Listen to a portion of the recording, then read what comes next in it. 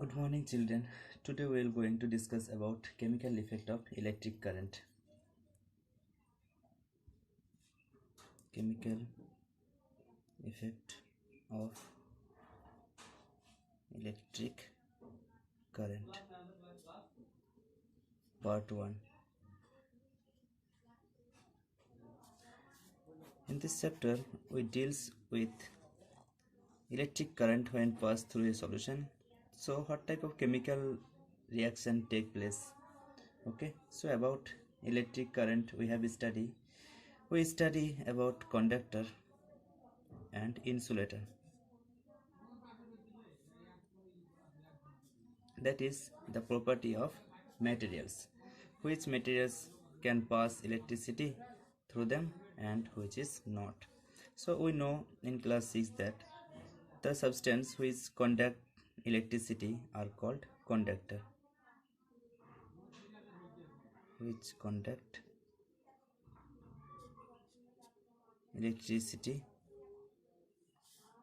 is called conductor. Again, the substance which does not conduct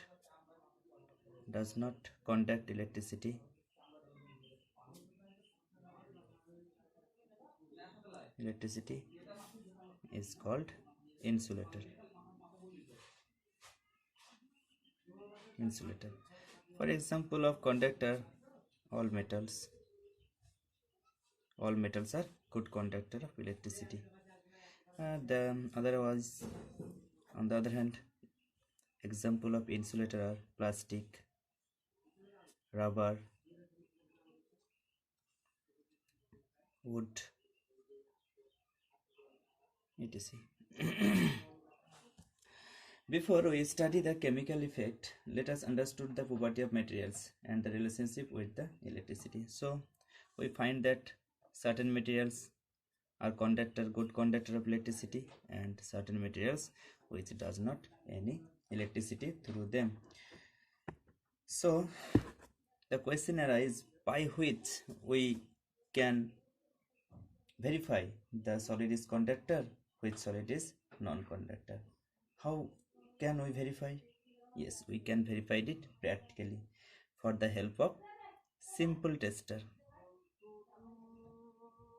By the help of simple tester, and we can make us yourself. To make a tester, we have required a bulb which connected to a battery,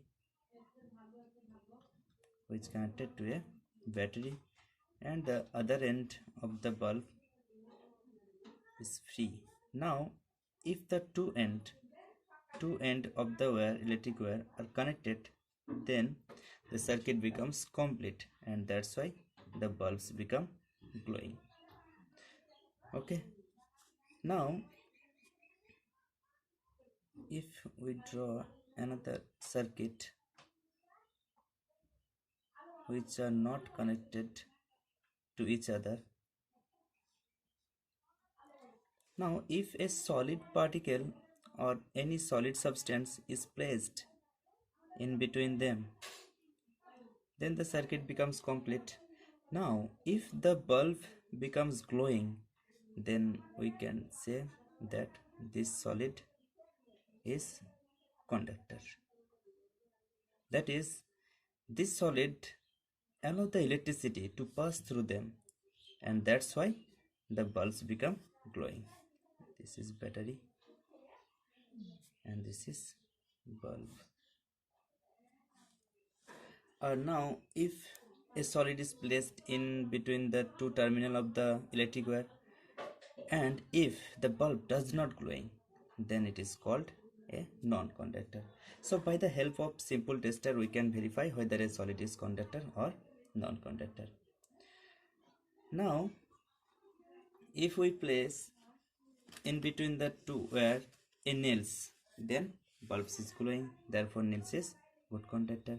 If we place in between the end a pencil, then we can see that the bulb does not glowing, that's why pencil is non-conductor.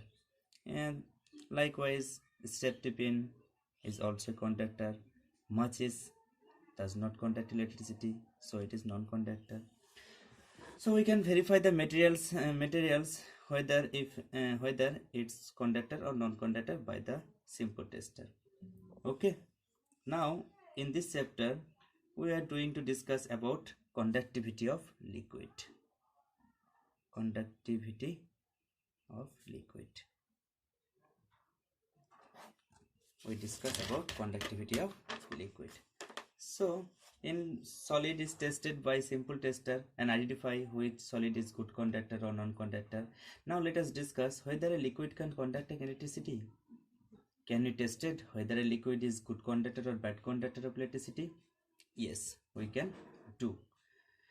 We can do by use a modified tester. By use a modified tester.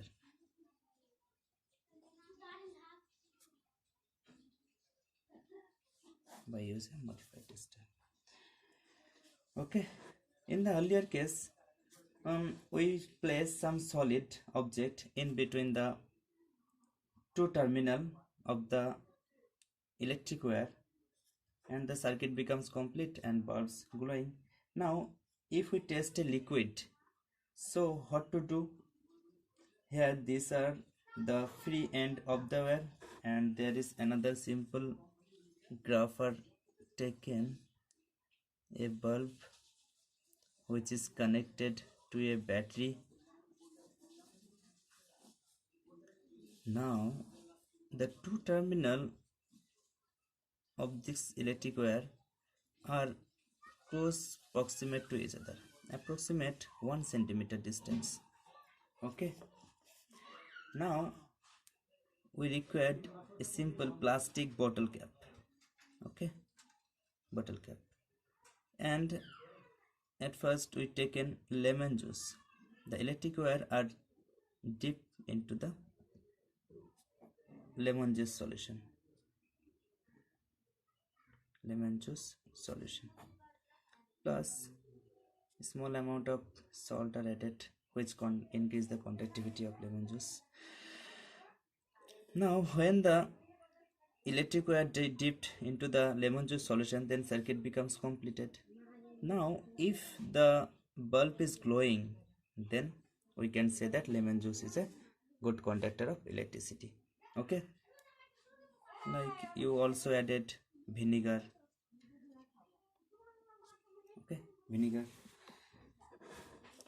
In some cases we found that lemon juice is a conductor of electricity, but it cannot glow the bulb because of its lower quantity in the solution, or the solution becomes very dilute.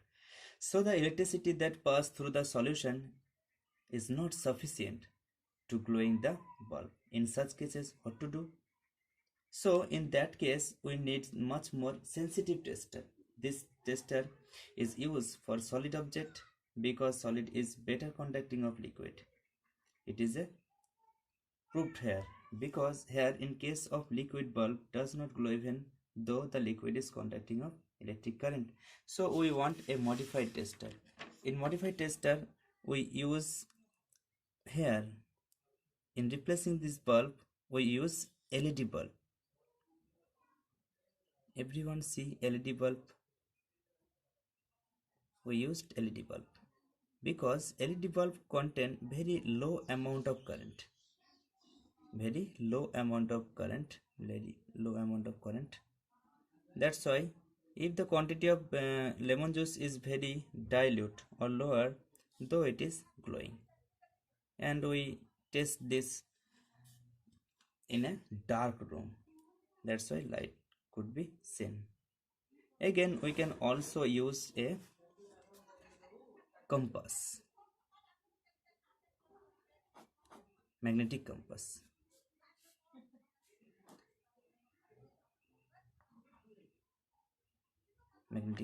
Magnetic compass also help to determine whether a liquid is conductor or non-conductor.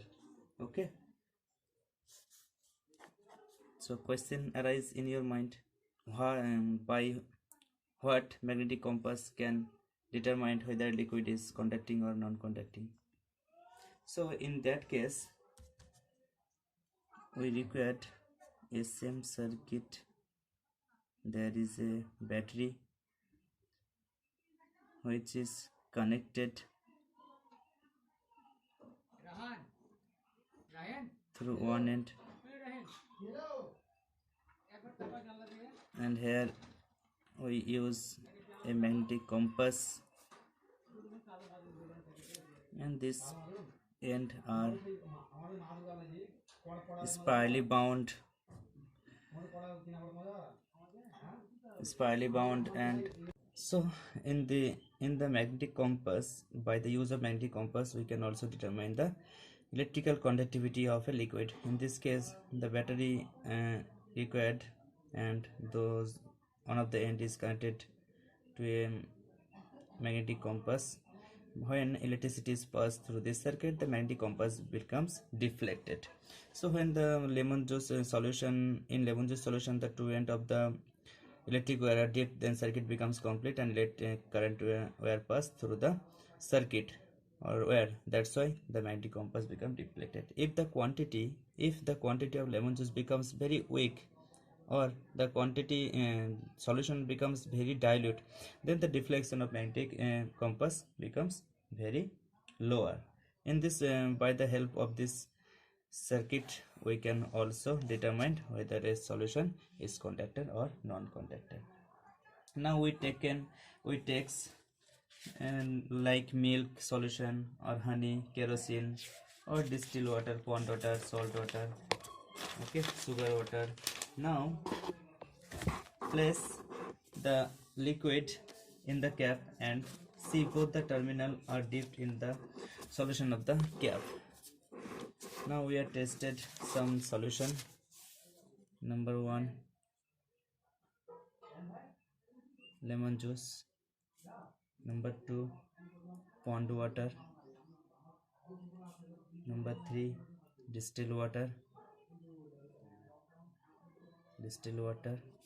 Number 4, salt water. So by the help of the previous circuit, we can verify whether a liquid is conductor or non-conductor.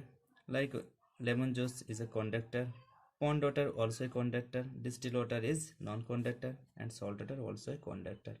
So question arises, why pond water is conducting in nature but distilled water is non-conductor in nature? Because pond water contains certain mineral salt which are solid, and we know that solid are a good conductor of electricity. This mineral salt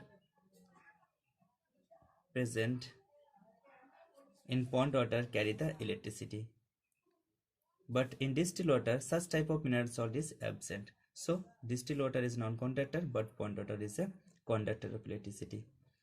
Again, salt water also a good conductor of electricity. Now we have some home tasks for you. We test milk, honey, kerosene, sugar water, etc. solution we made, and find the conductivity nature of those solution. Okay.